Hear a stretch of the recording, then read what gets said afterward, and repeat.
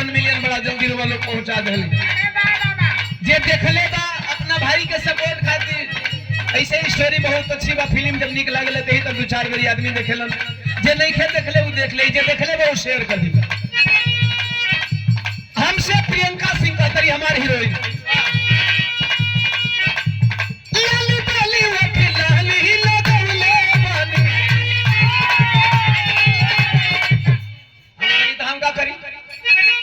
फिर हमारी हीरोइन कह दिया तोहरे खातिर ई ब्यूटी बनवले बानी। पावर संगे में नुबा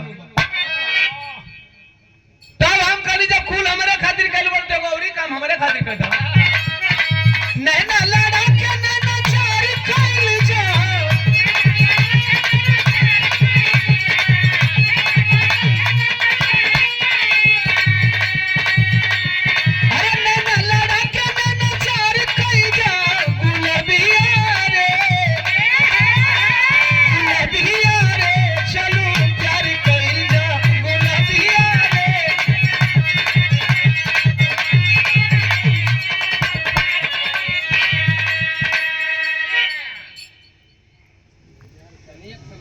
कह दिया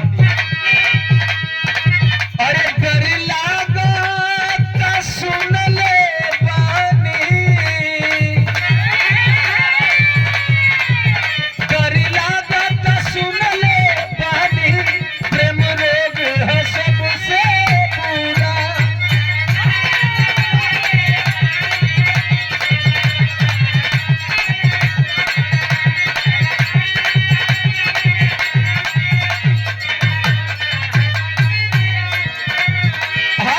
सही कहली लेकिन जानत वाली बात के करे पर लागू होला।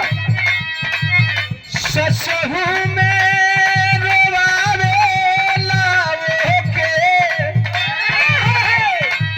ससहु में रोवावे लावे के जे की करेला आधा अधूरा। ससहु में